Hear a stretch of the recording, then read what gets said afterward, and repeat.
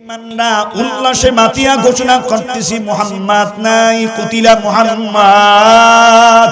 সাহাবায়ে کرام সব পাগল পারা হয়ে গেছি। কার জন্য বাঁচবো? এই দুনিয়ায় বেঁচে থাকার কোনো প্রয়োজন নাই। খবর এসে গেছে নবী নাই, নবী নাই। হযরত বেলাল আযান দিতেছে মদিনার মসজিদে। এমন সময় আযান দিতেছে, হাইয়া আলাস সালাহ বলতেছে, হাইয়া আলাস সালাহ, হাইয়া আলাল ফালাহ বলবে। এমন সময় কানে আওয়াজ আসছে, হাইয়া আলাল ফালাহ, আর বলতে পারেন নাই, আর বলে নাই। নবীর আশিক প্রেমিক ওই হাবশী দেশের লোক বিলাল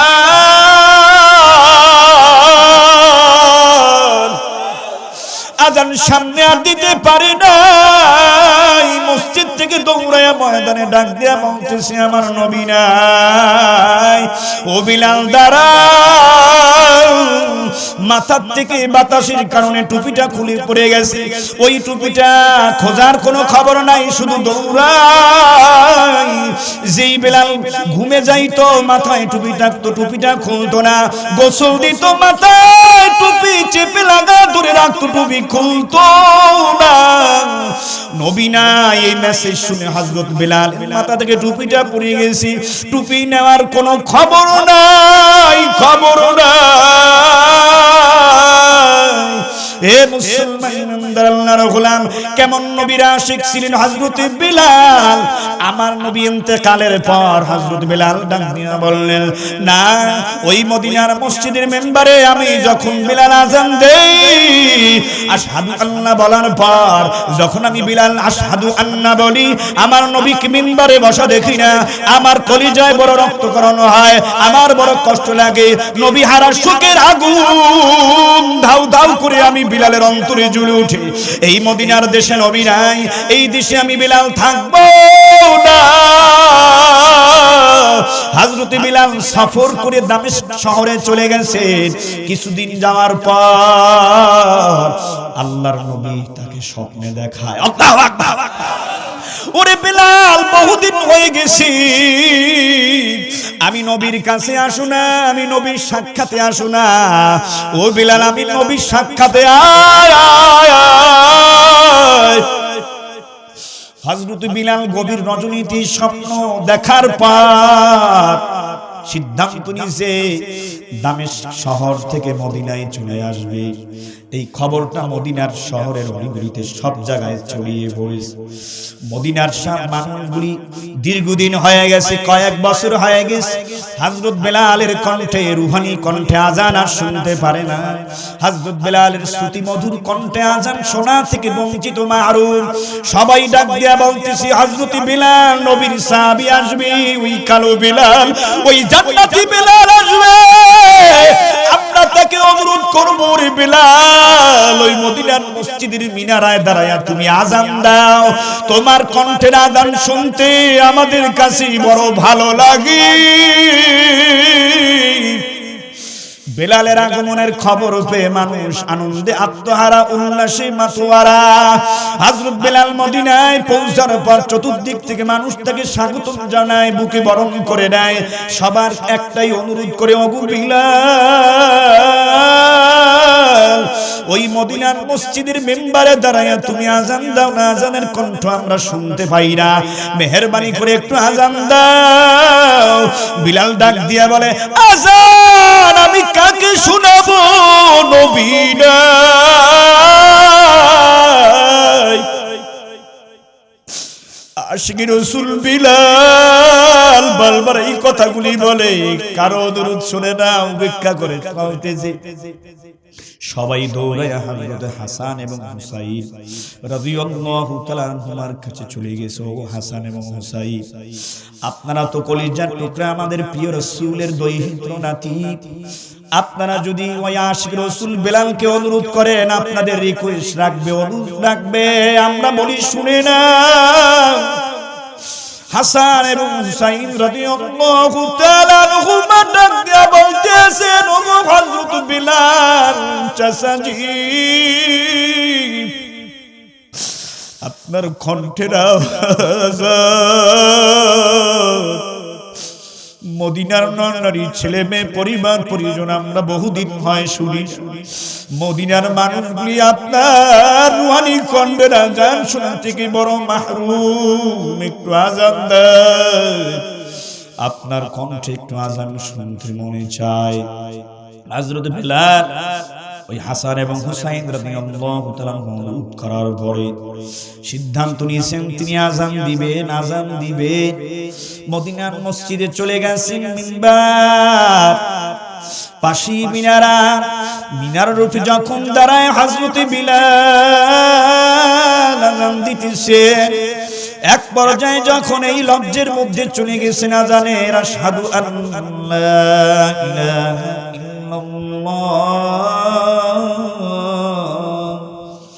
আশহাদু আল্লা ইলাহা ইল্লাল্লাহ।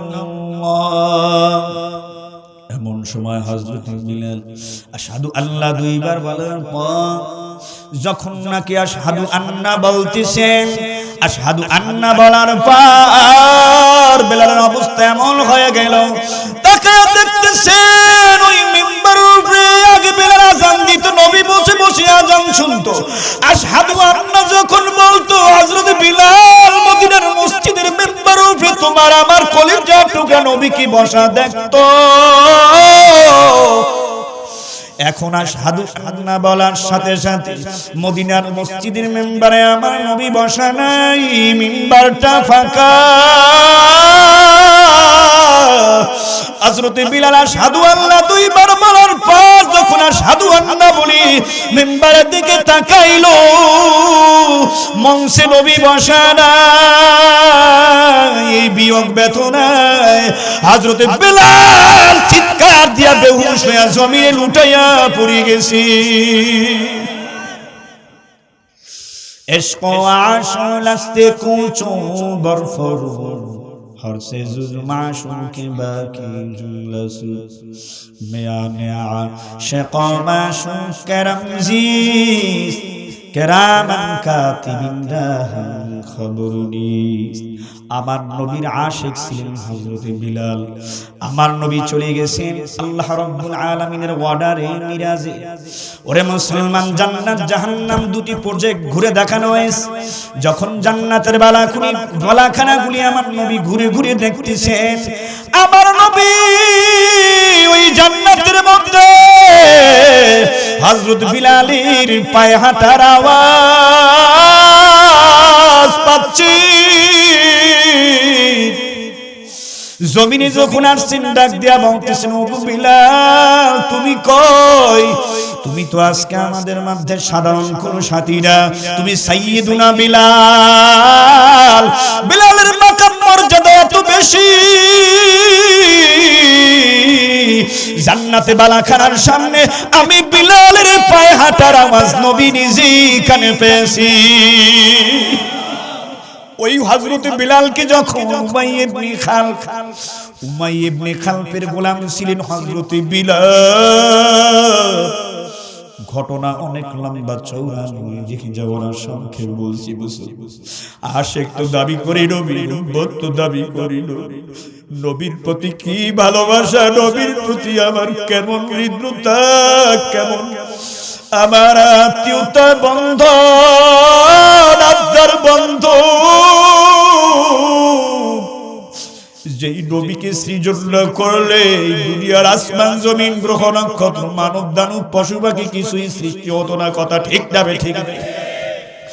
রবিউল আউয়াল মাস নবীর আগমনের মাস।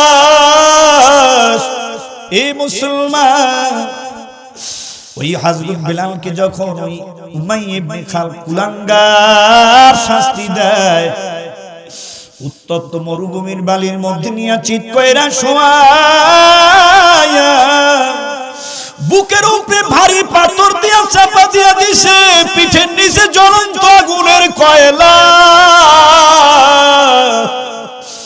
হযরত বিলালের জবানের মধ্যে দুনিয়ার ক্ষমতা, টাকা পয়সা, বিবি বাল বাচ্চার কোন জিকির নাই, একটাই জিকির আহাদ আহাদ আহাদ। আল্লাহ এক জোরে ইমানি আওয়াজ দিয়া দিয়ে বলেন আল্লাহু আকবার। ওরে আল্লাহর বান্দা, আমার আল্লাহকে জোরে একটা ডাক দিয়া বলেন আল্লাহ।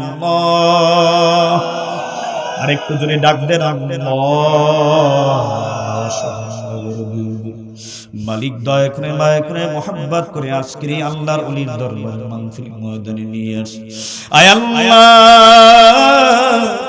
আমল নামায় একটা গুনাহ বাকি থাকতে তুমি আমাদের কাহাকে মাহফিল ময়দান থেকে বিদায় দিও না। জোরে জোরে বলেন আমিন। ওরে মুসলমান, আমি খুতবার শুরুতে পবিত্র কোরআনুল কারীমের সূরা আলে ইমরানের আল্লাহু আকবার 31 নম্বর আয়াতে কারিমা তেলাওয়াত করেছি এবং কোরআনুল কারীমের মধ্য থেকে অন্য এক জায়গায় থেকে একটা আয়াতে কারিমার অংশ বিশেষ তেলাওয়াত করেছি। রাসূল করিম সাল্লাল্লাহু আলাইহি সাল্লামের অসংখ্য অগণিত পবিত্র অমীয় বাণীর মধ্য থেকে ছোট্ট দুইটা অমীয় বাণী হাদিসের টুকরা আমি আপনাদের সামনে পাঠ করেছি। দোয়া করবেন আল্লাহ রাব্বুল আলামিন যেন সংক্ষিপ্ত সময়ের মধ্যে আয়াতে কারিমা হাদিসের সুন্দরভাবে গুছিয়ে কিছু আলোচনা করার তৌফিক দান করেন। আপনারা যেন আলোচনাগুলি শুনতে পারেন সঠিকভাবে, সুন্দরভাবে, সাবলীল ভাষায়। আল্লাহ আমাদের সবাইকে বলা এবং শোনার তৌফিক দান করুন। সকলে বলুন আমিন। আরেকটু জোরে বলুন আমিন। আমি আগে জিজ্ঞাসা করি, আল্লাহ এবং নবীকে আমরা কারা কারা ভালোবাসি? আল্লাহু আকবার। জানের চাইতে, ক্ষমতার চাইতে, মালের চাইতে, সকল আসবাব সামানা সব কিছুর চেয়ে আল্লাহ এবং নবীকে আমরা সবাই ভালোবাসি। কথা ঠিক কিনা? দুইটা হাত নাড়া দিয়ে দেখায় দেন, দেখায় দেন, আল্লাহকে দেখায় দেন। আর একটু জোরে জোরে বলেন না আল্লাহু আকবার। মুমিন কি তাকবীর? আপনারা বলবেন আল্লাহু আকবার। মুমিন কি তাকবীর? মুমিন কি তাকবীর? মুমিন কি শামশির? নারায়ে তাকবীর। আজকের মাহফিল নারায়ে তাকবীর।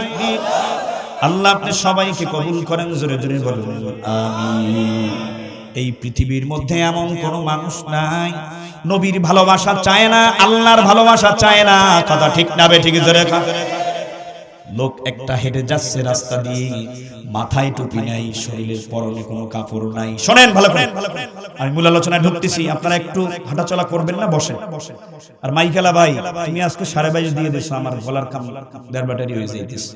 তুমি এখন পর্যন্ত মাইকটা ঠিক করতে পারো না। বন্ধু কি করলা তুমি জানো? এত বড় একটা জাতীয় প্রোগ্রাম, এত বড় দক্ষিণ বাংলার বিশিষ্ট দরবারের একটি প্রোগ্রাম, তুমি মাইক ভালো দেবা, এখান থেকে আরো তোমার অনেক অর্ডার পড়বে। সার্ভিস যদি ভালো না দাও, মাইক তো ভালো, পিঠের চামড়া তোমার থাকবে না টেম্পোরারি। কোন জায়গা থেকে আসছো তুমি? ঠিক করো, ঠিক করো। আমার অনেক কষ্ট হচ্ছে, এই যে ঘামাই গেছে। এই শোনেন, পৃথিবীর মধ্যে যত মানুষ আছে এমন কোন মানুষ নাই যে কথা বলবে না আমি আল্লাহকে ভালোবাসি। সবাই বলবে কি? আমি আল্লাহকে পেতে চাই, আমি আল্লাহকে ভালোবাসি। এক আলেম রাস্তা দিয়ে হেঁটে যাচ্ছে, দেখতেছেন যে একটা লোক, এই শোনেন, একটা লোক, সে তার মাথায় টুপি নাই, পরনে কোনো কাপড় নাই, ঠিক আছে, শরীরে কোনো কাপড় নাই, একদম মিনাল কল্লা ইলা ঠ্যাং, কোনো বস্ত্র নাই। তাহলে তাকে কি বলা হয়? বিবস্ত্র, বা আমাদের একটু সঠিক সহজ ভাষায় বুঝি যেটা ল্যাংটা। এক কথা বলেন না কেন? হুজুর তো আবার খুব জজবালা হুজুর, আবুল বাশা হেলালির মতো, কাউসারের মতো, মাওলানা এইসএম লিয়াকত সাহেবের মতো অন্যায় দেখলে এই মাদ্রাসার তলাবায়ে জামদের মতো, স্টুডেন্টদের মতো বাতিলের সাথে আপোষ করে না। ভণ্ড টন্ড দেখলে শরীরে আগুন জ্বলে, যে ও তো জাহান্নামে যাইতেছে, সাধারণ মুসলিয়ান ইকরামদেরকে ধোঁকা দিয়ে জাহান্নামে নেবে। এই কথা বলেন না কেন? মান রাআ মিনকুম মুনকারান ফালিয়ুগাইয়িরহু বিয়াদিহি ফাইল্লাম ইয়াস্তাতিব বিলিসানিহি ফাইল্লাম ইয়াস্তাতিব বিকলবিহি ওয়া যালিকা আদআফুল ঈমান। হুজুর বলতেছে, এই বেটা, এই বুঝলাম না তো কিছু, এই মাসালা জানো? বলি কি? তো পুরুষের নাভি থেকে নিয়ে হাঁটু পর্যন্ত ঢেকে রাখা ফরজে আইন। এই অর্ডার কার? এখন কত আস্তে কথা বলতেছেন আপনারা, অর্ডার কার? আরেকটু জোরে বলেন, ইমানি আওয়াজ দিয়ে বলেন, ওমরের মতো ইমানি আওয়াজ দেন, অর্ডার কার? আল্লাহ তাআলা। তুমি এই ল্যাংটা হাঁটতেছো জমিনের মধ্যে, কারণটা কি? সতর্ক করতেছো। কারণ হুজুর বেশি কথা কয়েন না, শুনেন, বুঝছেন? এভাবে আমরা চলতেছি, এভাবে চললে আল্লাহর পাওয়া যাবে। মাসখান নাউজুবিল্লাহ জোরে বলেন, মাসখান থেকে ওই ভন্ডের আরেক মুরিদ ইমাম সাহেব হুজুর বলতেছে, বাবার শানে বেয়াদবি কইরেন না, খবরদার বাবা যদি একটু বাঁকা নজরে তাকায় ঝুললে ঘুরে সারখার হয়ে যাইবে না। বলে বাবার দিকে তাকাবো না মানে তার বাবার মধ্যে মাল আছে, মাল। হুজুরও চালাক কম না, তরুণ যুবক হুজুর তো কি মাল যে আছে তো দেখাই যায়। ভণ্ড জোরে বলেন কথা ঠিক না ঠিক? ল্যাংটা বাবার মুরিদ আমার মাওলার পাগল হইতে পারো না, একজন আলেমের আশেক হতে পারো নাই, একজন হক্কানি নায়েবে রাসূলের আশেক হতে পারো নাই, ল্যাংটা বাবার মুরিদ। আরেক ভণ্ড দোতারা বাজাইতেছে মাথার মধ্যে, ল্যাংটাটা কইছে কি কয় এইভাবে আল্লাহরে পাওয়া যায়। ও এই মানে আপনার কবিরা গুনাহ করে ফরজ তরক করে আপনারা বলেন করশিন কালেও আল্লাহকে পাবে? এই কথা বলেন না কেন? আরেকটা রাস্তা দিয়ে যাইতে দোতারা বাজাইতেছে টুনটুনা টুনটুন, খাজা বাবা তোমারে পাইলাম না, অমুক সমুক তোমার। আর হাতের মধ্যে গাঞ্জার পর আর শরীরের মধ্যে সালার সর, সিরিয়াস সালার সর আছে না, হাতের মধ্যে গাঞ্জার পর শরীরের মধ্যে সালার সর, মাথার চুলগুলি এভাবে কোকড়ানো পেঁচানো, বিশাল বড় বটগাছের শিকড়ের মতো ধুমড়ে মুসড়ে পড়ে আছে, মাথায় জট, হাতের মধ্যে গাঞ্জার পর আর শরীরের মধ্যে সালার সর, হুক্কা টাম্মায় হুক্কা হুয়া হু। ইমাম সাহেব ডাক দিয়ে বলতেছে এই বেটা এই সমস্ত ভণ্ডামি করো, হুজুর কথা কইেন না, এইভাবে আল্লাহরে পাওয়া যায়। নাউজুবিল্লাহ জোরে বলেন, এভাবে আল্লাহকে পাবে কোনদিন? আরেকটু জোরে বলেন। মদ খাইয়া আর গাঁজা খাইয়া ভণ্ড পীর বাবার পায়ে সেজদা দিয়ে কোনদিন আল্লাহকে পাবে? আরেকটু জোরে বলেন, পাবে? তাহলে ইমাম সাহেব আয়াতে কারিমা শুনিয়ে দিলেন, কুল ইন কুনতুম তুহিব্বুনাল্লাহা ফাত্তাবিউনি ইউহিব্বুকুমুল্লাহ ওয়া ইয়াগফির লাকুম যুনুবাকুম ওয়াল্লাহু গফুরুর রহিম।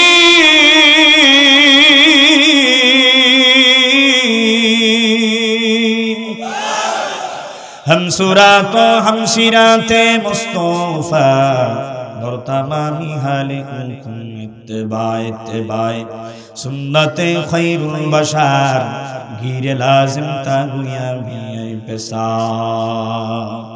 এ মুসলমান ইমানদার আল্লাহর গোলাম, আল্লাহ তাআলা সূরা আলে ইমরানের 100 সূরা আলে ইমরানের 31 নম্বর আয়াতে কারিমার মধ্যে ঘোষণা করেন, কুল ইন কুনতুম তুহিব্বুনাল্লাহ, হে নবী আপনি জানায়া দেন, কুল ইন কুনতুম তুহিব্বুনাল্লাহ, যারা আমি আল্লাহর ভালোবাসা পেতে চায়, যারা আমি আল্লাহকে ভালোবাসতে চায়, কথা তারা কার?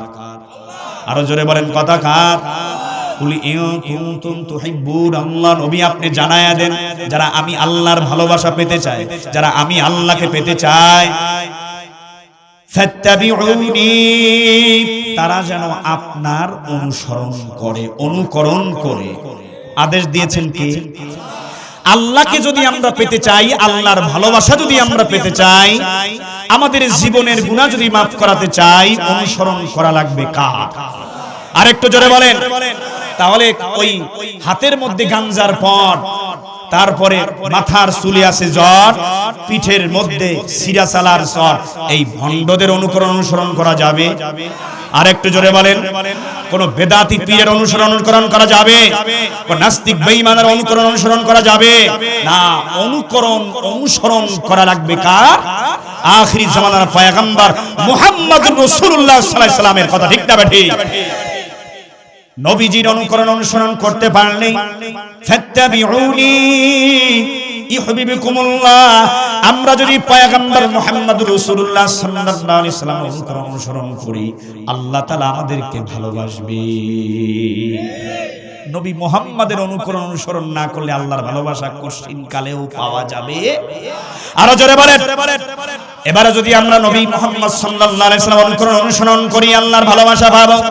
শুধু ভালোবাসাই খেলতে হবে না, আল্লাহ তাআলার ওয়া ইয়াগফির লাকুম যুনুবাকুম, আল্লাহ রাব্বুল আলামিন আমাদের হায়াতে জিন্দেগীর সব গুনাহ খাতাগুলি maaf করে দেবে। আরেকটু জোরে আওয়াজ করে বলুন সুবহানাল্লাহ। আল্লাহ তাআলা অত্যন্ত ক্ষমাশীল এবং পরম দয়ালু কে? সে আল্লাহ। এবারে প্রশ্ন আসবে, হুজুর আল্লাহকে তো দেখি না। হ্যাঁ ঠিক আছে, আল্লাহকে দেখেন না, তবে আল্লাহ কোরআনুল কারীমের মধ্যে বলছেন ফাআইনামা তুওয়াল্লু ফাসাম্মা ওয়াজহুল্লাহ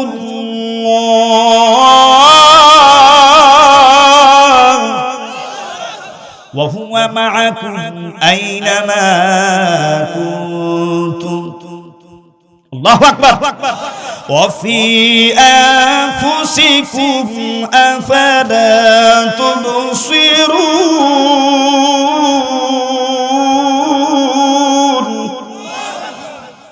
দিনদার ইমানদার মর্দে মুমিন মুসলমান, আল্লাহ তাআলা বলেন আমার হাবিবের অনুসরণ করো, আমি আল্লাহ তোমাদের ভালোবাসব, তোমাদের জীবনের গুনাহ খাতা আমি আল্লাহ maaf করে দিব।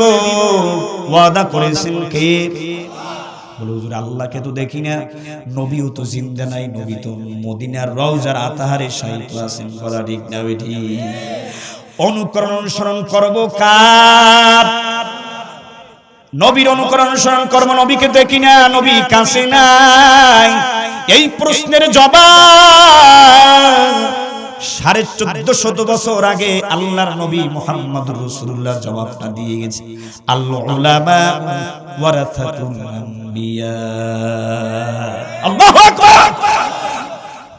উলামায়ে কিরাম যারা নায়েবে রাসূল প্রতিশোধ গ্রহণ করবে, কয়েকদিন পর্যন্ত তাকে হযরত খুবাইব রাদিয়াল্লাহু তাআলা কে জিলখানার মধ্যে ওরা আটকায় রাখছে। কোনো পানি নাই, বিশ্রামের ভালো কোনো ব্যবস্থাপনা নাই, কোনো খাবারের ব্যবস্থাপনা নাই। ওই 7 দিন পর্যন্ত, 3 দিন 5 দিন পর্যন্ত পানির ব্যবস্থা করেছেন কে? দেহরক্ষী দেখেছে, কাফের মুশরিক বেঈমানদের লিডারদের কাছে বলেছে, খুবাইবকে দেখেছি গভীর রজনীতে, এখানে কোনো পানি নাই, কোনো খাবার নাই। ওই খুবাইব মুসলিম যুবকটাকে দেখলাম গভীর রজনীতে তাজা তাজা আঙ্গুর হাতের মধ্যে নিয়ে মুখে গ্রহণ করতেছে। ওই জেলখানার মধ্যে তাজা আঙ্গুরের ব্যবস্থা করছেন কে? ওয়াল্লাযীনা আমানু আশাদ্দু হুব্বান লিল্লাহ।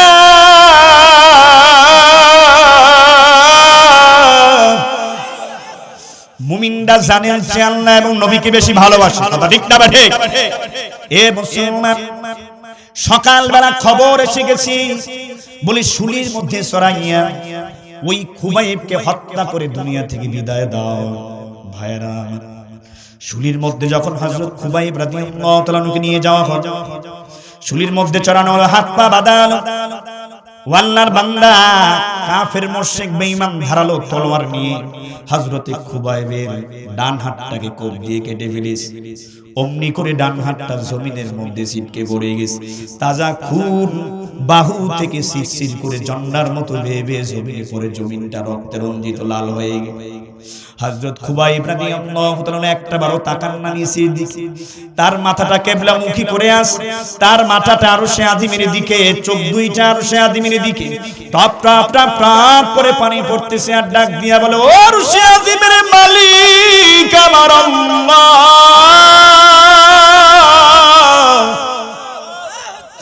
ওরে মালিক তুমি তাকায়া দেখো,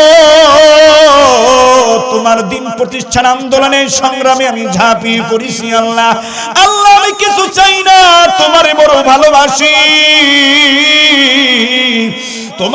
তোমার রাসূলের আদর্শ গ্রহণ করেছি, তোমার হাবিবের মহব্বতে মাথায় টুপি মুখে দাঁড়িয়ে গেছি, সুন্নতি পোশাক আমি পরলাম।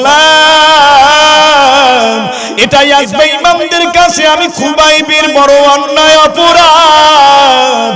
ওরা আমার ডান হাতটাকে কেটে দিচ্ছে, বাম হাতও কেটে দিবে, আমার শরীর থেকে গর্দানকে আলাদা করবে, ঈমান ছাড়ব না। আল্লাহ গো, জীবনের বিনিময় হলেও আমি চাই খুবাইব তোমারে, আমি খুবাইব চাই তোমার জান্নাত। আল্লাহ আমি খুবাইব চাই তোমার দিদার। हर के दर खौफ हक दर दिल मदर, जन्नत জান্নাতুল মাওয়া দেখুরা মাকাম। আল্লাহু আকবার। ভাইরা আমার, বন্ধুরা আমার, হযরতে খুবাইবের দর্দে দিন আল্লাহর ভালোবাসা মহাব্বত নিয়ে অবিচল আছেন, ঈমানের উপরে অটল আছেন, দৃঢ় আছেন, অবিচল আছেন। বাম হাতের মধ্যে বেঈমান ধারালো তলোয়ার দিয়ে যখন আঘাত করে, ওই ডান হাতটা হযরত খুবাইবের ডান হাতটা কেটে জমিনে ছিটকে পড়ে যায়, তাজা খুন বের হয়ে যায়। হযরত খুবাইবের গাল বেয়ে চোখ থেকে পানি টপ টপ টপ টপ করে যার দাড়ি মোবারক ভিজে যাচ্ছে। বেঈমানরা ডাক দিয়া বলতে আসেন, ও খুবাইব, নিশ্চয়ই বুঝেছি তুমি বড় ভয় পেয়েছো, তুমি আতঙ্কিত। শুনে নাও রে খুবাইব, দুই হাত কেটে দেওয়া হয়েছে, এখন তোমার জান বাকি আছে। শুনে নাও যে খুবাইব, তুমি বাঁচতে পারবা, তোমার এখনো দুই পা কাটা হয় নাই। তুমি যদি জানে বাঁচতে চাও রে খুবাইব, তুমি যদি একটা কথা জবান থেকে এখন বলতে পারো, তোমার এই জায়গায় তোমাদের নবী মুহাম্মদুর রাসূলুল্লাহকে বিচার করা হবে, তাকে টর্চার করা হবে, তাকে অপমান করা হবে। তুমি যদি এইটা মেনে নাও, এই কথাটা বলতে পারো, আমার জায়গায় আমার নবীকে আহত করা হবে, আমার নবীকে অপমান অপদস্থ করা হবে, আমরা সিদ্ধান্ত নিলাম তোমাকে ছেড়ে দিব, তোমাকে মুক্ত করে দিব। কিন্তু হযরতে খুবাইব কেমন আশিক রাসূল, কেমন আশিক প্রেমিক, নবীর প্রেমিক কেমন, নবীর পাগল কেমন। খুবাইব নবীর মুহাব্বতের বিরল দৃষ্টান্ত স্থাপন করে ডাক দিয়া বললেন, ও বেঈমানের দল, ও কুলাঙ্গারের দল, ওই কাফিরের দলেরা শোন, আমাকে শুনিতে চড়াইয়া আমার ডান হাত কেটে দিয়েছ, কোনো আপত্তি নাই, কোনো কষ্ট নাই। বাম হাত কেটে দিয়েছ, কোনো আপত্তি নাই, কোনো কষ্ট নাই। আমার পা দুইটাকে কেটে দিবি, আমার কোনো দুঃখ কষ্ট লাগবে না। দুনিয়া থেকে আমাকে সরাইয়া দিবি, আমাকে হত্যা করবি, আমি শহীদ হয়ে যাব। শুনে নে বেঈমানের দল, আমি খুবাইবের শরীরের মধ্যে যতক্ষণ পর্যন্ত প্রাণ থাকবি, এই শরীরের মধ্যে যতক্ষণ পর্যন্ত এক ফোঁটা রক্ত থাকবি, আমি খুবাইব এটা কোনোদিন মেনে নেব না। আমার নবীর শরীরের মধ্যে একটা কাঁটার আঁচড় লাগু। ও ইমানদার মুসলমান, কেমন আশিকে নবী, আশিক রাসূল ছিলেন হযরতে খুবাইব। জীবিত অবস্থায় শরীরের মধ্যে প্রাণ জান থাকা অবস্থায়, রক্ত থাকা অবস্থায় আমার নবীর শরীরের মধ্যে একটা কাঁটার আঁচড় লাগবে, ফুলের টাচ লাগবে, এটা বরদাস্ত করবে না কাফের বেঈমান করতি। আজ তুমি আমি মুসলমান দাবি করি, নবীর আশিক দাবি করি, আমার নবীর ব্যঙ্গ চিত্র করা হলো, দরদ নাই, ব্যথা নাই। নাস্তিক বেঈমান আমার নবীকে গালি দেয়, ইসলামের বিরুদ্ধে ষড়যন্ত্র করে, মুসলমান তোমার কোনো দুঃখ কষ্ট লাগে না? না না না, যতক্ষণ পর্যন্ত ওই ম্যাক্রো কুলাঙ্গার ক্ষমা না চাইবে, আন্দোলন চালিয়ে যাব নবীর ইজ্জত রক্ষা করার জন্য। যদি রক্তের বন্যা বসবে, কারা কারা তৈরি? আল্লাহু আকবার, নারায়ে তাকবীর। তাকবীর দেন না কেন? দাঁড়াই তাকবীর, দাঁড়াই তাকবীর, তাকবীর দেন। বলো তো আমারও বাংলা মাই খেলাটা 4 ঘন্টা ফিনাল লাগবে। হাম্মক এমে খারাই দেন একটা তাকবীর, ময়দান গরম করে ফেলান।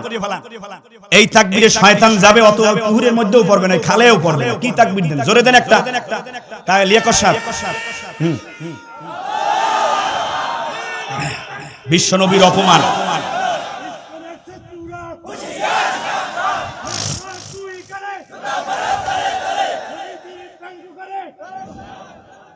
হ্যাঁ বিশ্বনবীর অপমান, হ্যাঁ সইয়া থাকবো মুসলমান। কি বিশ্বনবীর অপমান? ঘরে থামেন, ঘরে থাকবো মুসলমান, ঘুমাই থাকবো মুসলমান।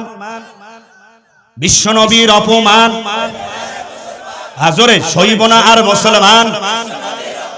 ম্যাক্রোর 2 গালে, ম্যাক্রোর চামড়া, নারায়ে তাকবীর,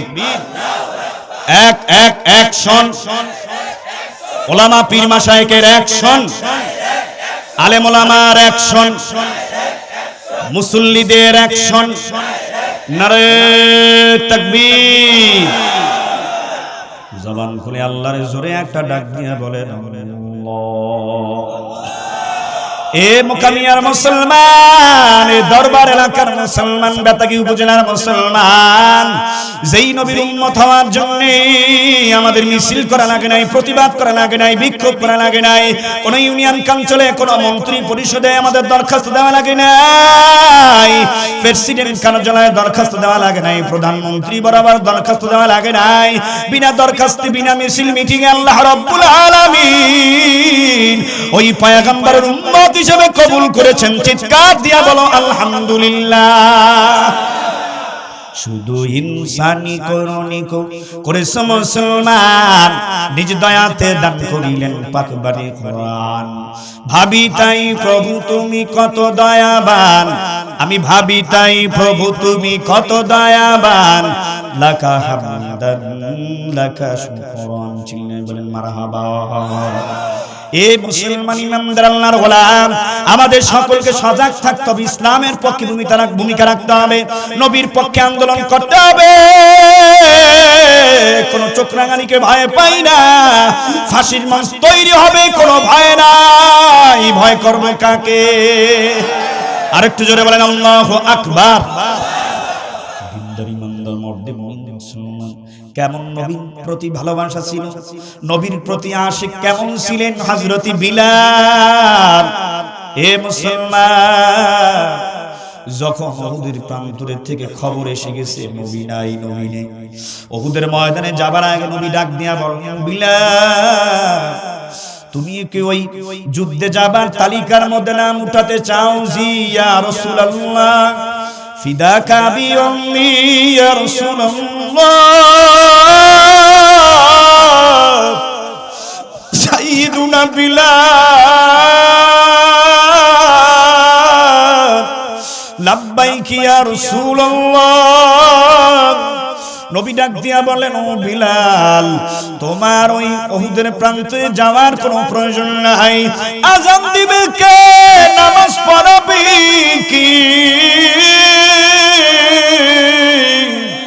তুমি আযান দিবে, এখানে জামাত হবে, এই ব্যবস্থাপনা তোমাকে করতে হবে, তোমার যাওয়ার কোনো প্রয়োজন নেই। উহুদের প্রান্তরে নবী চলে গেছেন সাহাবায়ে কেরামদেরকে নিয়ে। বেঈমানের দল মুসলমানদের সাথে লড়াই শুরু হয়ে গেল। বেঈমান কর্তৃক আমার নবী আঘাতপ্রাপ্ত হলো আমার নবীর মাথার মধ্যে। ওই বেঈমানদের বল্লমের আঘাতে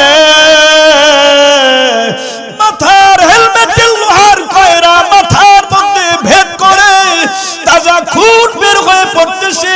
কষ্ট যাতনায় নবী উহুদের প্রান্তরে গর্তের মধ্যে পড়ে আছেন। হে মুসলমান, উমাইয়া ইবনে খালফের গোলাম ছিলেন হযরত বিলাল, হাবশী দেশের কালো বিলাল। চেহারাটা কালো ছিল, ঈমান ছিল নির্ভেজাল। কথা ঠিক না বেঠিক? চেহারা কালো ছিল, ঈমানের মধ্যে কোনো ঘাটতি ছিল না, আমলে কোনো ঘাটতি ছিল না। খাঁটি আশিক নবী, খাঁটি আশিক রাসূল। হযরত বিলালকে যখন ওরা বিভিন্ন ভাবে নির্যাতন করে, হযরত বিলালের জবানে একটা আওয়াজ, আল্লাহ এক, আল্লাহ এক। জীবন গেল বেঈমান শুনেনি, ঈমান ছাড়ব না। পালাক্রমে যখন নির্যাতন করতেছে ওই বেঈমানের দল, হযরত বিলালের না ওই নির্যাতনের জায়গার পাশ থেকে অতিক্রম করতেছে। চতুর্দিক থেকে লোকজন দাঁড়ায় আছে, তারা তাকায় তাকায় নির্যাতনের অবস্থাগুলি দেখতেছি। বলার মতো কারো কোনো সাহস নাই, দিলটা ভেঙে চুরে যাচ্ছে, কষ্টে বুক ফেটে যাচ্ছে। কোনো আওয়াজ, কেউ প্রতিবাদ, কোনো কিছুই করতে পারে না। হঠাৎ করে মায়ের কানের মধ্যে আওয়াজ চলে আসছে, কান্নার আওয়াজ। শুনে নেবে ঈমান, জীবন যাবে, এর চেয়ে আরো কষ্ট দিবি, ঈমান ছাড়ব না। আমি আল্লাহকে ভালোবাসি, আল্লাহ আমার এক, আল্লাহু আকবার। মা কান্নার আমার শুনে বুঝতে পারছে এটা আমার সন্তানের কান্নার আওয়াজ, এটা আমার সন্তানের কান্নার আওয়াজ।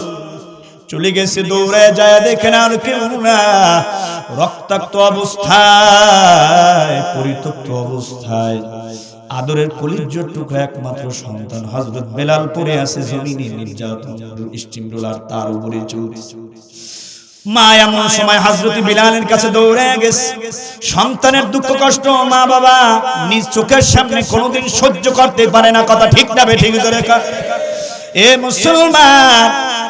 মা হযরত বিলালের কানে কানে গিয়ে বলতেছি, বাবা, মায়ের চোখের সামনে সন্তানকে এমন ভাবে প্রহার করা হবে, এত নির্যাতন করা হবে, তুমি আহত, তুমি রক্তাক্ত, তোমার শরীরের চামড়াগুলি ঝলসে গেছে, তোমার শরীরের পিঠের চামড়াগুলি ভেদ করে গোশতগুলি পুরে পুরে ভুনা হয়ে গেছে।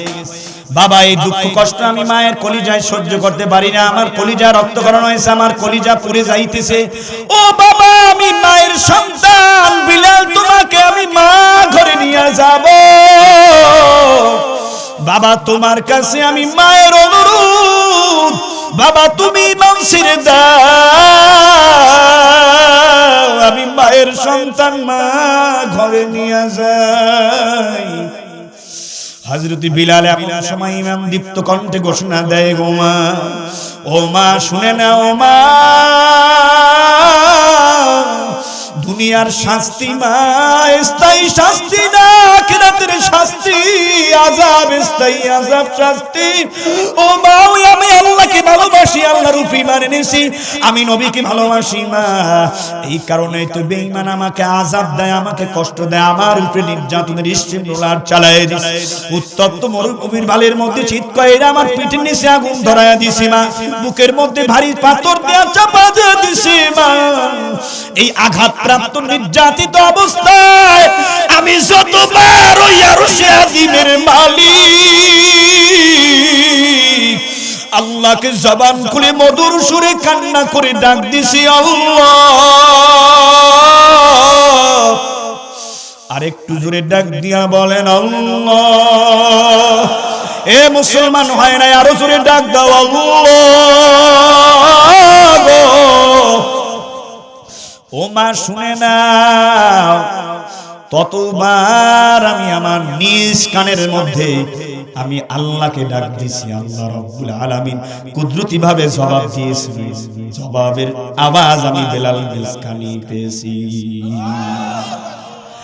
আল্লাহ আমার উপরে খুশি আছেন মা, আমার মনে কোনো দুঃখ নাই, কোনো কষ্ট নাই রে মা, আল্লাহ সব দেখে দেখতেছি। আল্লাহকে ভালোবাসার কারণে, নবীকে ভালোবাসার কারণে, মাথায় টুপি রাখার কারণে, জুব্বা গায়ে দেওয়ার কারণে, জিকির করার কারণে, তেলাওয়াত করার কারণে, দাওয়াত দেওয়ার কারণে, হক পথে চলার কারণে, অন্যায়ের বিরুদ্ধে অবস্থান নেওয়ার কারণে আমাকে নির্যাতন করতেছি, দুঃখ নাই, জীবন একটাই, চলে যাব, বাতিলের সাথে আপোষ করব না, আমি আল্লাহকে ভালোবাসি। বেলাল আল্লাহর জন্য, নবীর জন্য, ইসলামের জন্য জীবন দিতে রাজি। এ মুসলমান ইমানদার আল্লাহর গোলাম, ফাত্তাবিউনি ইউহিব্বুকুমুল্লাহ।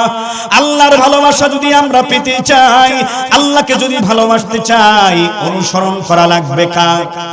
নবীর অনুকরণ অনুসরণ করা লাগবে। নবীর অনুকরণ অনুসরণের পদ্ধতি বাতায় দিবেন হক্কানি উলামায়ে কেরাম।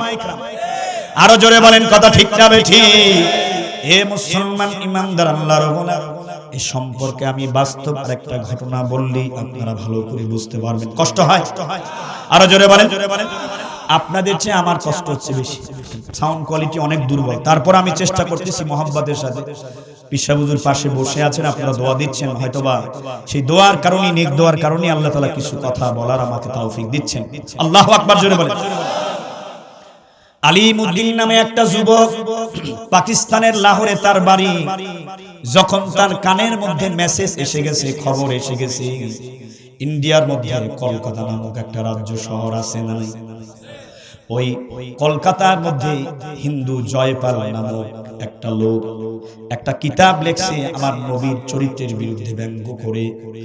রঙ্গিলা রাসূল নামে একটা কিতাব লিখেছে। সেখানে আমার নবীর চরিত্রে কালিমা লোপন করা হয়েছে, আমার নবীকে গালি দেওয়া হয়েছে, আমার নবীর বিভিন্ন ক্যারেক্টার নিয়ে উল্টা পাল্টা মন্তব্য সেখানে লেখা হয়েছে। যুবক কিতাবটা পড়ে চোখে পানি রাখতে পারি নাই। এই নবীর দুশমন, ওকে যদি আমার চোখের সামনে আমি পাইতাম আলিমুদ্দিন, ওকে আমি খতম করে নবীর চির দুশমনকে চিরতরে দুনিয়া থেকে বিদায় দিতাম। আল্লাহু আকবার। যুবক সাথে সাথে কিতাবটা পড়ে চোখের পানি ফেলায়া দীপ্ত শপথ গ্রহণ করছে, এই দুনিয়ায় হয় বাঁচব নয় মরব, রাসূলের দুশমনকে খতম করেছে। যুবক ধারালো একটা ছুরি পকেটের মধ্যে নিয়ে, যুবক বহু কষ্ট করে সফর করতে করতে ওই যুবক চলে আসছে কলকাতা শহরে। ওই লেখকের বাড়ি কোথায়, লেখক কোথায়, রঙ্গিলা রাসূল, এই কিতাবের লেখক কোথায়? ওই লেখককে খুঁজতে খুঁজতে আসতে করে বের করেছে। লোকজন জিগায় কারণ কি, তাকে তুমি কেন খোঁজো? কয় একটা কিতাব লেখছে, এত ভালো লাগছে। ভালো লাগার পর ওই জয়ফাল নামক লেখককে আমি খুঁজতেছি, তার সাথে আমার একটু আলিঙ্গন করতে মনে চায়, দেখা করতে মনে চায়। ভাইরা আমার, লোকজন উৎসাহ পাওয়ার পর দেখায় দিস অমুক বাড়ি অমুক জায়গায়, তার ঠিকানা মেসেজ দিয়ে দিস। চলে গেছে। যাওয়ার পর মুস্কি একটা হাসি দিছে যুবক। আপনি কি রঙ্গিলা রাসূল কিতাবের লেখক জয়পাল? হ্যাঁ। আপনার লেখাটা অনেক সুন্দর হয়েছে, আপনার এত সুন্দর লেখা দেখে আমি আর ঠিক থাকতে পারিনি, সরাসরি আপনার সাথে সাক্ষাতে চলে যাচ্ছি। তখন ওই হিন্দু লেখক ওই হৃদয় দিতে হবে। যুবকটা গোপনে ছুরি বের করে ওই কুলাঙ্গার নবীর দুশমন জয়পালকে বুকের মধ্যে পার মেরে দুনিয়া থেকে সাথে সাথে বিদায় দিয়েছে।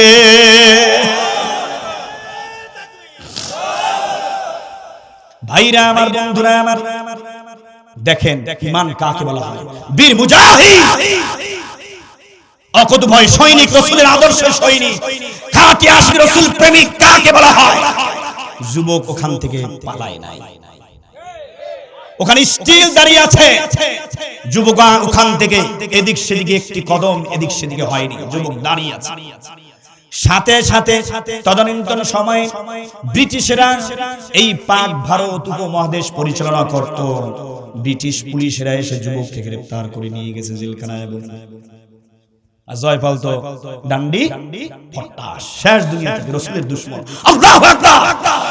হে মুসলমান, কবি নজরুল বলেছেন রাহমাতুল্লাহ আলাইহি, রাসূলের অপমানে যদি কাঁদে না তোমার মন, মুসলিম নয় তুই মুনাফিক, রাসূলের দুশমন। এটা নাকি কি খিচুড়ি জানি কয়টারে, বসেন বসেন বইসা যান, খাইয়া যান, ঘুমাই যান, গাঁজা খান, এইটা কয় এইটা আমি বাসের মধ্যে বই বই লেখছি। কবি নজরুলের এই কবিতা ও বল নতুন করে আবার লেখছে। এ মাথা ঠিক আছে, মেয়াদ উত্তীর্ণ মনে হয় গাঁজা খাইছে, পাগল নাই। এ জোরে বলেন কথা ঠিক কিনা? এবারে পুরা ভারত জুড়ে পুরা আতঙ্কিত অবস্থা ছড়িয়ে পড়েছে প্রকৃত আশিক রাসূল আলিমুদ্দিনের নাম বলে। এখন তো তার কি হবে? সে তো পলায়ন করে নাই, আত্মগোপনে থাকলেও বাঁচতে পারতো। নানান ধরনের মানুষ কথা টথা বলা বলি করতেছে, আলোচনা সমালোচনা ঝড় বসে গেছে। কয় এখন তো তাকে ফাঁসির মঞ্চে ঝুলতে হবে। কিসের মঞ্চে ঝুলবে? ফাঁসির মঞ্চে। ভাইরা আমার, ওই সময় এই যুবকের মামলা কোর্টে দায়ের করা হলো। আর এই যুবকের ওকিল হিসেবে আদালতে লড়েছিলেন তদানীন্তন সময়ে, সিদ্ধান্ত নিয়েছিলেন বাংলার শেরে বাংলা একে ফজলুল হক। আল্লাহু আকবার জোরে বলেন না, শেরে বাংলা একে ফজলুল হক। তিনি তদানীন্তন সময়ে হুসাইন আহমদ মাদানী রহমাতুল্লাহর কাছে গেলেন, হুজুর যুবক যে ওই কুলাঙ্গার হিন্দুরে মাইরে ফেলাইছে, রঙ্গিলা রাসূল এই কিতাবের লেখক জয়পালকে মারছে, নিঃসন্দেহে তাকে তো ফাঁসির মঞ্চে ঝুলতে হবে।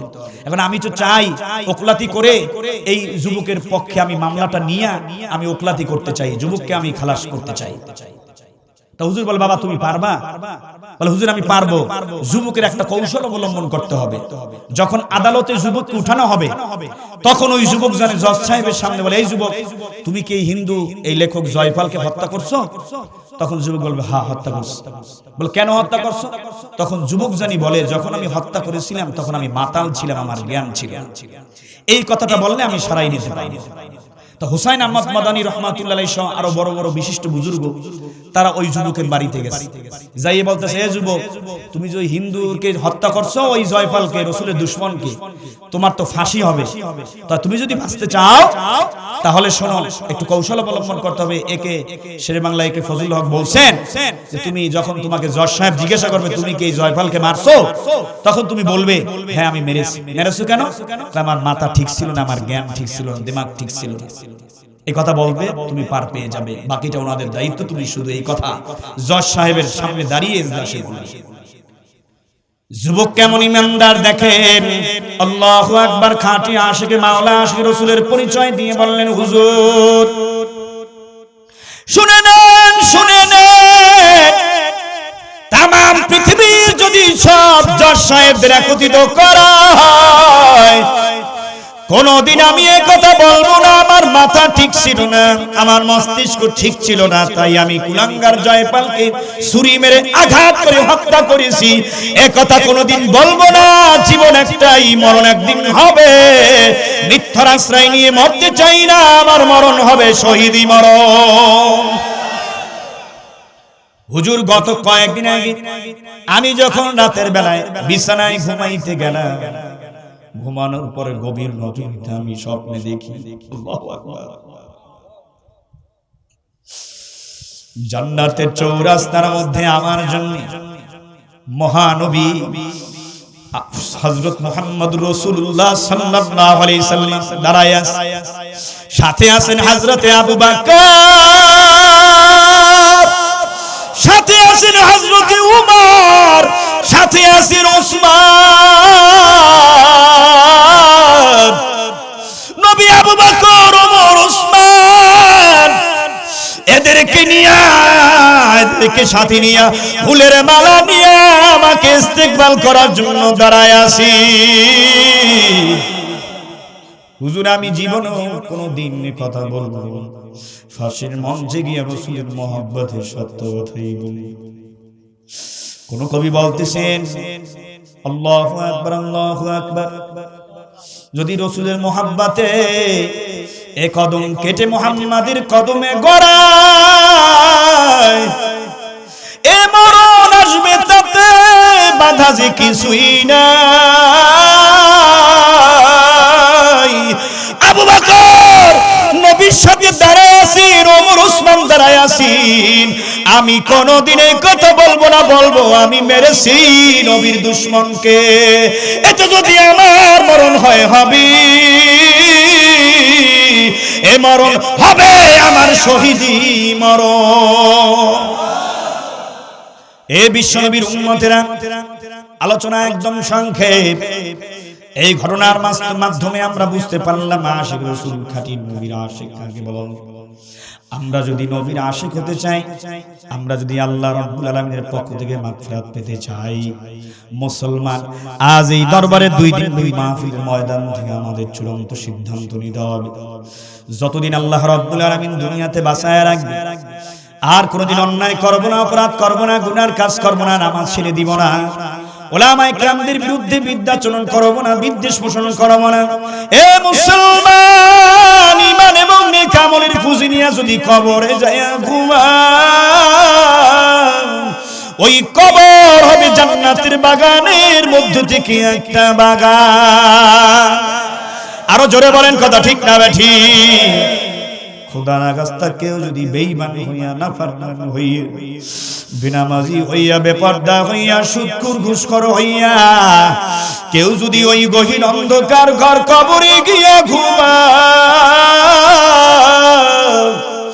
ওরে আল্লাহর বান্দা, এ পর্দার মা গো, এ কলিজার টুকরা যুবক আমার ভাই, আপনজন যখন তোমার আমার জানাজা নামাজ পড়াই ধরাধরি কইরা কবরের মধ্যে রেখে আসবি,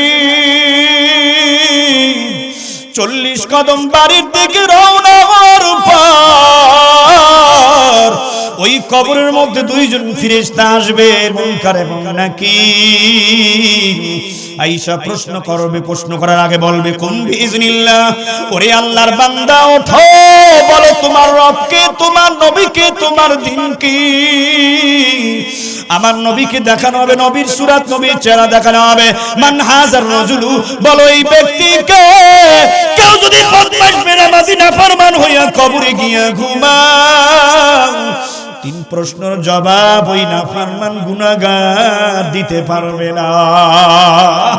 ওরে আল্লাহর বান্দা, গুনাহগার নাফরমান 3 প্রশ্নের জবাব যদি দিতে না পারি,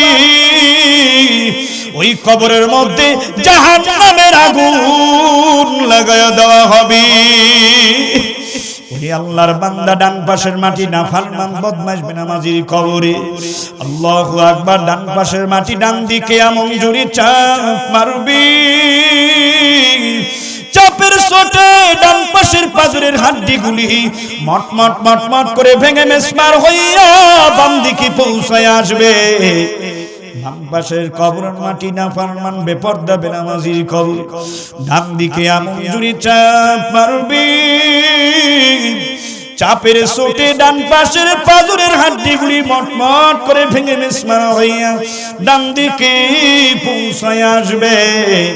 ওরে আল্লাহর বান্দা, পা থেকে মাথা পর্যন্ত 20 ধরনের সাপ, একটা না, দুইটা না, 99টা সাপ কবরের মধ্যে জমা হয়ে যাবে। তিসিনা তিনিনান লাউ নুফিখা ফিল আরদি মা আমবাতাত খাদিরা আও কামা ক্বালা নবী আলাইহিস সালাতু ওয়াস সালাম। ওরে আল্লাহর বান্দা, দুনিয়ার এক একটা সাপ, এক একটা মুখ অথবা 2টা মুখ, জাহান্নামের সাপের মুখ হবে 70টা মুখ।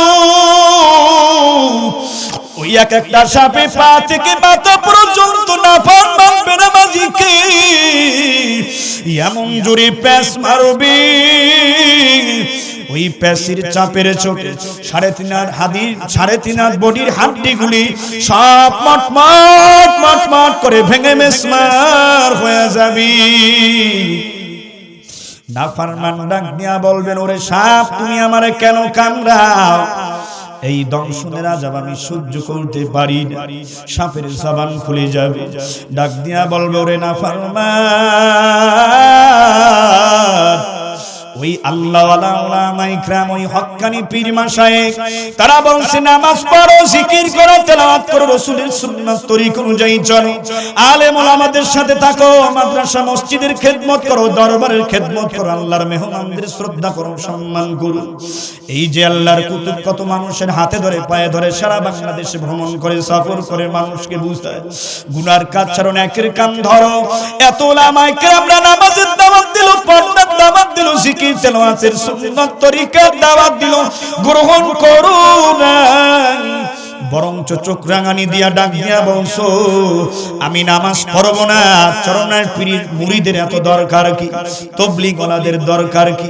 মুকামিয়া দরবারের মুরিদ সাহেবদের কি দরকার? ওই আলেম ওই ইমাম মুয়াজ্জিনের কেন এত দরকার? আমার কবরে আমি যাব। ধৃষ্টতামূলক আচরণ করেছো, নাফরমান শোন, এখন আল্লাহর অর্ডার হয়ে গেছে, উপায় নাই, উপায় নাই, উপায় নাই। কিয়ামত পর্যন্ত এভাবেই তোমাকে আমরা আযাব দিতে থাকব। জোরে বলুন নাউযুবিল্লাহ। কবি বলেন 3 দিনেরই বাহাদুরি শুধুই বারবার, ফুরিয়ে এলে বাতাসটুকু মিটবে রাতের সাথ, ক্ষমতারই দাপট দিয়া টাকা পয়সার গরম দিয়া টিকে থাকা যাবে না। ওই গহীন অন্ধকার ঘর কবরে যাওয়া লাগবে রে মুসলমান, কেউ তো আমরা থাকতে পারবো না। ওই আমার ঢাকার কামরাঙ্গীরচরের মধ্যে 2টা যুবক মোটর সাইকেলে করে বাইকে করে কোথাও রওনা হয়ে যাচ্ছে, তারা নারায়ণগঞ্জ যাবে। যখন নাকি যাত্রাবাড়ি ফেলাই ওভার পার হইয়া শনিয়াখড়া পর্যন্ত পৌঁছায়া গেল, আল্লাহর বান্দা হঠাৎ করে পিছন থেকে একটা ট্রাক আইসা যেই যুবক পিছনে বসা ছিল ওই যুবকের শরীরের উপরে উঠায়া দি। যেই যুবকটা ড্রাইভ করতেছিল, যুবকটা আমাদের কামরাঙ্গীরচরের সকল মানুষের কাছে প্রিয় যুবক একটা ছিল, দিনদার পরেশগার আলেম প্রিয় ছিল ওই যুবক ড্রাইভ করতেছে। পিছনে যিনি বসা তার কোনো অস্তিত্ব নাই, মোটর সাইকেলের কোনো অস্তিত্ব নাই। ড্রাইভ যেই যুবক করতেছে আমাদের ওখানে চেয়ারম্যান ছিল, সাবেক চেয়ারম্যান মনির সাহেবের ভাতিজা। যুবকের মাথাটা নাই, শরীরটা আলাদা হয়ে পড়ে আছে। মেসেজ সব জায়গায় ছড়ায় পড়েছি, বস্তার মধ্যে লাশ মেশাইয়া বাসায় নিয়ে আসছে। মা কাঁদে, বাবা কাঁদে, কান্নার আওয়াজ। যুবক কোনোদিন কল্পনাও করে নাই এইভাবে বাইকে বাইরে যাবে আর অ্যাক্সিডেন্ট হয়ে দুনিয়া থেকে বিদায় নিয়ে কবরে চলে যাবে। ওরে যুবক, এখনই কি গুনাহ ছাড়বি না? আলেমদের কথা শুনবি না? আমার নবীর তরিকা অনুযায়ী চলবি না? আমার নবীর আদর্শের টুপি এখনো কি মাথায় রাখবি না? আমার নবীর সুন্নতের দাড়ি কি রাখবি না? এখনো কি গুনার কাজ ছাড়বি না রে যুবক? জানি না কার কখন মৌতের ডাক এসে যায়,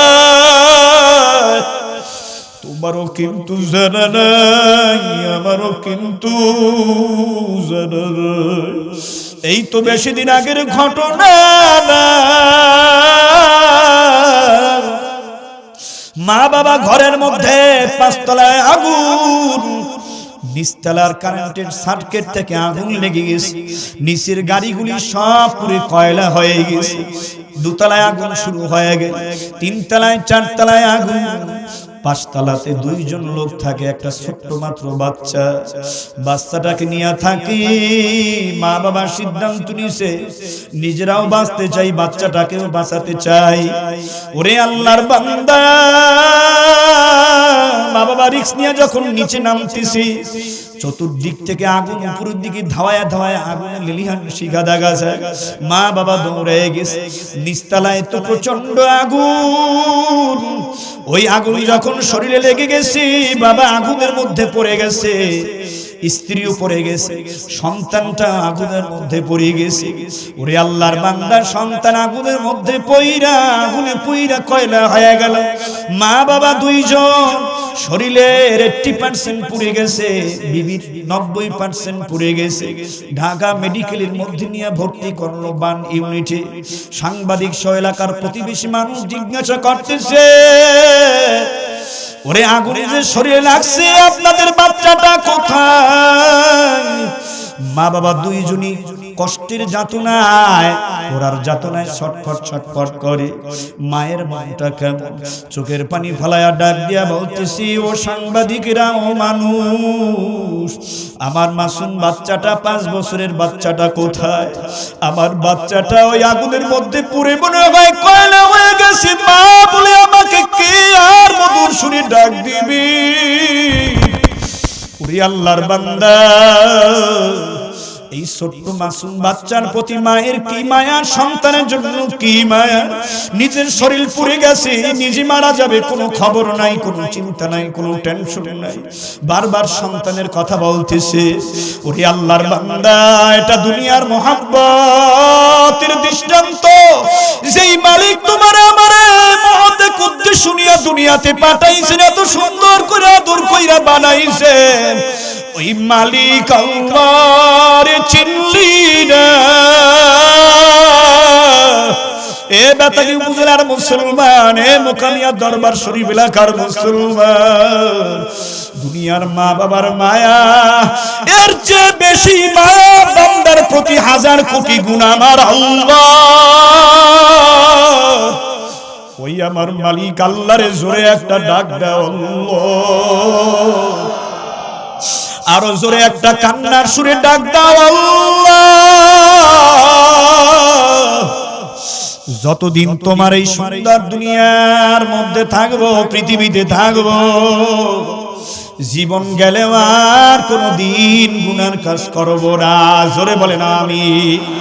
হে মুসলমান ইমানদার আল্লাহর গোলাম, এই জন্য পিছনের গুনাহের জন্য তওবা করো, কান্নাকাটি করো। আর নিজেকে নিজে ছোট মনে করো, বড় মনে করার কোনো দরকার নাই। আমি মেম্বার, আমি চেয়ারম্যান, আমি টাকার মালিক, আমি গাড়ির মালিক, আমি বড় শিক্ষিত, আমি পণ্ডিত, আমি কোটিপতি, এই পরিচয় কবরে চলবে না, কিয়ামতের ময়দানে চলবে না। কথা ঠিক না বেঠিক করে কর। ওই হযরত ওমর রাদিয়াল্লাহু তাআলা কান্না করতে করতে বেহুশ হয়ে যাইতেন।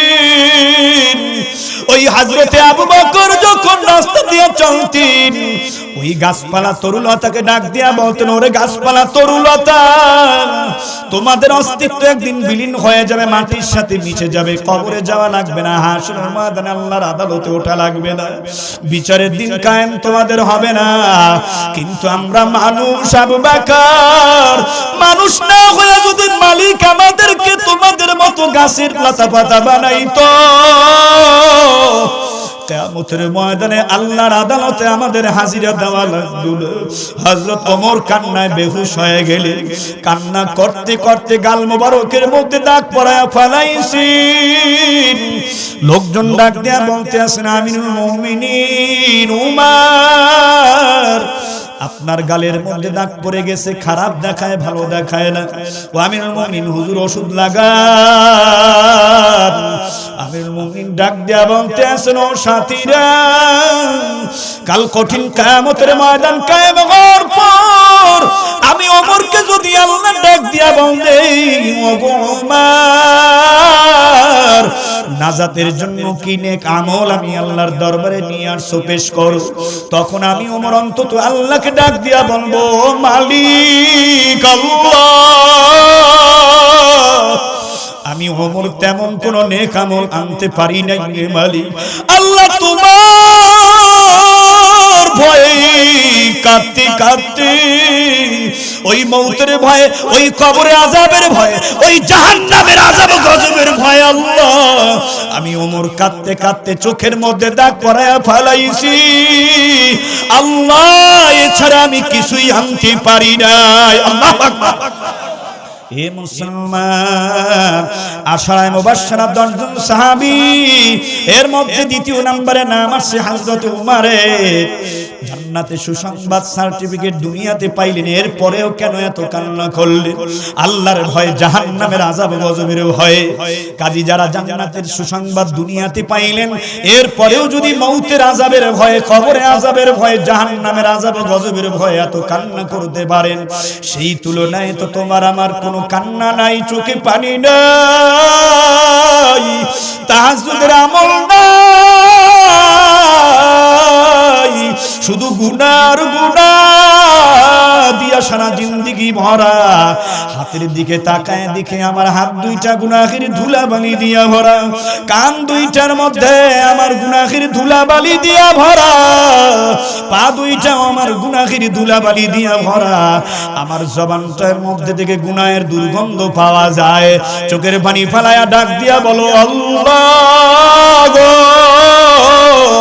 ওই হাসরের ময়দানে যদি একটা গুনার জন্য ধরে বসো, আর জাহান্নামের ফেরেশতারা যদি হাতে পায়ের মধ্যে জাহান্নামের শিকল বেরি লাগাইয়া দেয়, ফেরেশতারা উল্টামুখী করে জাহান্নামের আগুনের মধ্যে ফালায়া দিবে। 1 সেকেন্ড জাহান্নামের আগুনের আযাব সহ্য করার ক্ষমতা আপনার আমার কারো নাই রে মুসলমান। ও পর্দারের মা গো, যুবক আমার ভাই, কিয়ামতের ময়দানটা কায়েম হওয়ার পর সূর্যটা মাথার 1 বিঘা উপরে ছেড়ে দেওয়া হবে।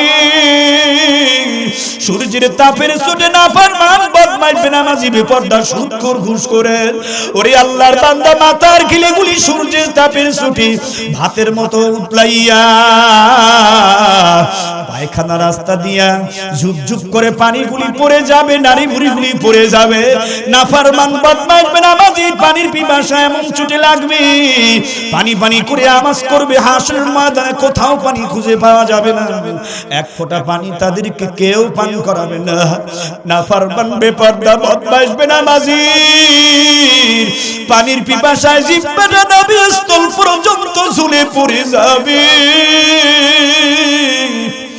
ওই আল্লাহর বান্দা 9,30,00,000 মাইল দূরে সূর্যটা, দুনিয়ার থেকে 13 লক্ষ গুণ বড় এই সূর্যটা মাথার 1 বিঘা উপরে ছেড়ে দেওয়া হবে। ওই কিয়ামতের জমিনটা সূর্যের তাপের জন্য পুরো লাল চামড়ার মতো হয়ে যাবে। গুনাহের কারণে কারো ঘামের সাগরে কেউ হাবুডুবু খাবে, কারো ঘামটা হবে পায়ের টাকনু পর্যন্ত, কোন গুনাহগারের ঘাম হবে হাঁটু পর্যন্ত, কোন গুনাহগারের ঘাম হবে কবর পর্যন্ত, কোন গুনাহগারের ঘাম হবে কাঁধ পর্যন্ত, কোন গুনাহগারের গুনাহের কারণে ঘাম হবে মাথা পর্যন্ত। ওরে আল্লাহর বান্দা, কোন গুনাহগারের চেহারাটা হবে কুকুরের সূরাতে, শুকরের সূরাতে। আযাব চতুর্দিক থেকে আওয়াজ আসবে, নাফসি নাফসি। সব মানুষ হাসরের ময়দানে যেন বিচার আদালত শুরু হয়। কেউ সবাই সিদ্ধান্ত দুনিয়া চলে যাবে বাবা আদম আলাইহিস সালাতু ওয়াস সালামের কাছে। তিনি বলবেন আমি কিছু জানি না।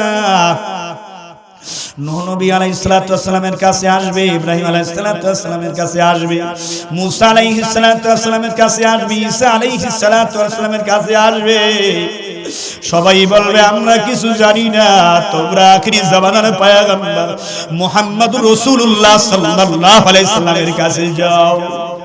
সবাই আয়েশা বলবে ওগো নবী, আল্লাহর কাছে দরখাস্ত করুন কিয়ামতের বিচার যেন শুরু হয়ে যায়। কিয়ামতের ভয়াবহ অবস্থা দেখে নবী আমার সিজদায় পড়ে কাঁদবেন, ডাক দিয়ে বলবেন আল্লাহ, আল্লাহু আকবার, ডাক দিয়ে বলবেন আল্লাহ গো, আমার একটা উম্মত যদি জাহান্নামের আগুনে খাইয়া ফালায়, আমি নবী তোমার ইজ্জত এবং জালালিয়াতের কসম খেয়ে বলছি মালিক, আমি নবী তোমার সুন্দর জান্নাতের মেহমান হব না। ওইদিকে জাহান্নামের এমন ক্ষুধা লেগে যাবে, এত ক্ষুধা, জাহান্নাম তৈয়ার করার পর জাহান্নামকে আল্লাহ কোনো খাদ্য খাবার দেন নাই। ওই হাসরের ময়দানে নাফরমান বদমাশ সুদখোর ঘুষখোর ওই আলেম বিদ্বেষীদেরকে দেখে নাফরমান ক্ষুধার তাড়নায় ছটফট করতে থাকবে। গোটা কিয়ামতের ময়দানের মধ্যে থরথর থরথর করে আওয়াজ হবে। ওই জাহান্নামকে আল্লাহ রাব্বুল আলামিন 70,000 শিকল দিয়ে বেঁধে রাখতে পারবেন না। এক একটা শিকলের সাথে 70,000 ফেরেশতা থাকবে। নাফরমানদেরকে জাহান্নাম যখন দেখবে ওদেরকে গ্রাস করতে চাইবে, শিকল দিয়ে জাহান্নামকে বেঁধে রাখতে পারবে না। আমার নবী ওই সময় ডাক দিয়া বলবে আল্লাহ, সিজদায় পড়ে বলবে আল্লাহ, আপনি জাহান্নামকে ফিরান, আমার উম্মতদেরকে যেন জাহান্নাম গ্রাস না করে। নবী এত কাঁদাই না কাঁদবে, নবীর করুণ কান্নার কারণে আল্লাহর কুদরতি দিলের মধ্যে রহমতের দরিয়ায় জোশ উঠবে। আল্লাহ রাব্বুল আলামিন জিবরাইলকে পাঠিয়ে দিবেন, ও জিবরাইল যাও, আমার বন্ধু এমন জোরে জোরে কাঁদতেছে তার উম্মতদের জন্য, আমি আল্লাহর কুদরত দিলে সহ্য হয় না, সহ্য হয় না। পানিগুলি আমার বন্ধুর হাতে নিয়ে দেন, জাহান্নামের গায়ে যেন নিক্ষেপ করে ছিটায় দেয়। আল্লাহু আকবার। নবী সিজদায় পড়ে থাকবেন উম্মতের মায়ায়। এমন সময় জিবরাইল আসবেন, ইয়া রাসূলুল্লাহ সিজদা থেকে মাথা উঠান, এই নেন পানি জাহান্নামের গায়ে ছিটাইয়া দেন। যখন নাকি ওই পানি আখিরি জামানার পয়গম্বর তোমার আমার কলেজার টুকরা নবী জাহান্নামের গায়ে ছিটাইয়া দিবি, সাথে সাথে জাহান্নাম ওই হাসরের ময়দান থেকে কটকট ডাক মারতে মারতে অনেক দূরে চলে যাবে।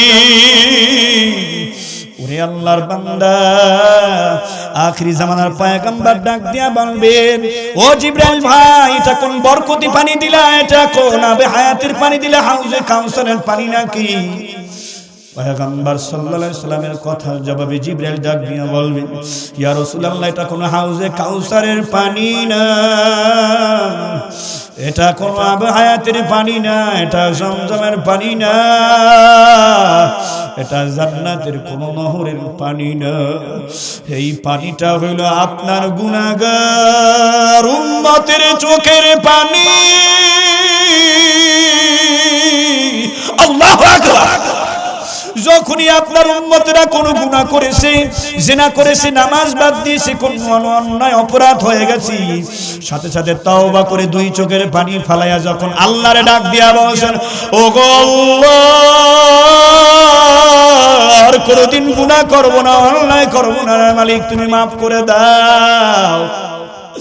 আমার আল্লাহ মাফ করে দিয়ে ওই চোখের পানিকে জমা করে রেখেছে। আসলে আপনার গুনাহগার উম্মতের চোখের পানি। এ মুসলমান, এই জন্য পিছনের গুনাহের কারণে বেশি বেশি কাঁদো, আল্লাহর কাছে মাফ চাও, ক্ষমা চাও। আশিকিন জাকিরিনদের মধ্যে বেশি বেশি বসো, 5 ওয়াক্ত নামাজ আদায় করো। এই দরবারে আল্লাহর ওলির সাথে আমার মামা জানের সাথে উঠা বসা করো, উলামায়ে কেরামদের সাথে ওঠা বসা করো, মাদ্রাসার তালিব ইলমদের সাথে সম্পর্ক লাগাই আল্লাহর কোরআনটাকে সুন্দর করে নির্ভুল পড়ার চেষ্টা করো, সুন্নাত তরিকার পোশাক পরে চলাফেরা করো, ইহুদি বেঈমানদের কোনো কৃষ্টি কালচারের মধ্যে অন্তর্ভুক্ত হইও না, কারণ বিশ্ব নবীর সিগনেচার ছাড়া কেউ আল্লাহর জান্নাতের মেহমান হতে পারবে না। কথা ঠিক না বেঠিক? আজকের এই 2 দিন ব্যাপী মাহফিলের প্রথম অধিবেশন, প্রথম দিন সমাপনী বয়ান, আজকের মাহফিলটা সার্থক হবে, কামিয়াব হবে। এত বৃষ্টি, এত বন্যা, এত বৃষ্টি, এত তুফান, বিভিন্ন ধরনের ঝামেলা, এর মধ্যে ওই মাহফিল মিলাইছে। ওরে মুসলমান, সিদ্ধান্ত নাও, আল্লাহ রাব্বুল আলামিন যতদিন হায়াত দিয়ে বাঁচায়া রাখবি, আর কোনদিন গুনাহ করব না, নামাজ কামাই দেব না। যতদিন আল্লাহ বাঁচায়া রাখেন, রাসূলের সুন্নাত তরিকা অনুযায়ী চলবো, মাথায় টুপি পরবো, মুখে দাড়ি রাখবো, হালাল হারামের পার্থক্য করে চলবো। নবীর বিরুদ্ধে কোন দুশমন যদি কথা বলে, জিভ টেনে ছেড়ে যাব, তাতে যদি আমার জীবন যায় যাবে। কারা কারা এই দীপ্ত শপথ গ্রহণ করতে রাজি? নারায়ে তাকবীর, নারায়ে তাকবীর। কোরআন সুন্নাহর আলো, এত হাজার মানুষ, এত আওয়াজ এত কম। নারায়ে তাকবীর, কোরআন সুন্নাহর আলো, দ্বীন ইসলামের আলো। আজকের মাহফিল, এই শুনেন, আর কয়েকটা শপথ হবে। 5 ওয়াক্ত নামাজ আমি বলবো, আপনারা বলবেন পড়বই পড়ব।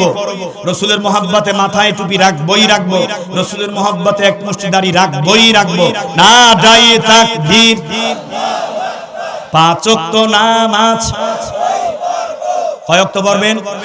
কোথায় গিয়ে পড়বেন? রাসূলের মহব্বতে এক মুষ্টি দাড়ি, রাসূলের মহব্বতে মাথায় টুপি, মাথায় টুপি। নারায়ে তাকবীর। এ যুবক, আজকের এই পীর হুজুর দরবারের মাহফিল, এই আল্লাহর ওলির দরবারের মাহফিল, এই পাশেই কিন্তু আল্লাহর কুতুব ঘুমাই আছেন। কথা ঠিক না ঠিক? 2 কুতুব ঘুমাই আছেন। আল্লাহু আকবার। তাদের রুহানি তাজ্জুব ফয়েজ যেন আল্লাহ আমাদের নসিব করে দেয়, আমি গুনাহগারকে নসিব করে দেন।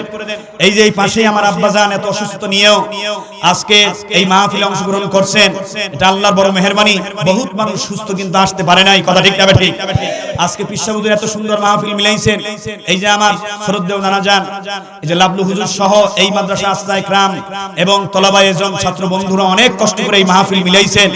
আপনারাও পটুয়াখালী, বরগুনা, বরিশাল, ঝালকাঠি, বিভিন্ন উপজেলা, বামনা থেকে, পাথরঘাটা থেকে কষ্ট করে ভক্ত মুরিদরা, আশিকিন জাকিরিনরা আসছেন। মহান আল্লাহর কাছে দোয়া করব, আল্লাহ রাব্বুল আলামিন যেন আমাদের সবাইকে মাফ করে কবুল করে নেন। আর কোন কোন যুবক ময়দানে তৈরি আমার বিশ্বনবীর দুশমনদেরকে খতম করার জন্য, আমার বিশ্বনবীর দুশমনদের ভালোভাবে শায়েস্তা করার জন্য, হযরত পীর সাহেব চরমনাই, বাংলার জিন্দা শাহজালাল উলামায়ে کرام, এই দরবারের আল্লাহর কুতুব হযরত মাওলানা শাহ মাহমুদুল হাসান সাহেব দামাত বারাকাতুল আলিয়া, আল্লাহর ওলিরা যখন ময়দানে ডাক দেবে, নাস্তিক বেঈমান রাসূলের দুশমনদেরকে শায়েস্তা করার জন্য, প্রয়োজন দুনিয়া থেকে চিরবিদায় দেওয়ার জন্য, আমরা কোন কোন যুবক, কোন কোন মুসল্লি, কোন কোন আশিকিন জাকিরিন ময়দানে তৈরি, রক্ত দিতে, জীবন দিতে, কারা কারা তৈরি? আল্লাহ বলে দাঁড়াই যাও, দাঁড়াই যাও, আল্লাহকে দেখাই দাও। এই আমলটা নাজাতের কারণ হয়ে যাবে, নাজাতের কারণ হয়ে যাবে। নারায়ে তাকবীর। বিশ্ব নবীর দুশমনেরা, আমার নবীর অপমান, আমরা সবাই রাসূল সেনা। এত আস্তে, আমরা সবাই রাসূল সেনা। নারায়ে তাকবীর। এক অ্যাকশন, চরমনাই হুজুরের অ্যাকশন, ফেরদাউস হুজুরের অ্যাকশন, উলামায়ে কেরামদের অ্যাকশন, এই মোকামিয়া দরবারের মুরিদ চরমনাই মুরিদদের অ্যাকশন, মুসল্লিদের অ্যাকশন, যুবক মুসল্লিদের অ্যাকশন। নারে তাকবীর। আলহামদুলিল্লাহ বলে বসে যান।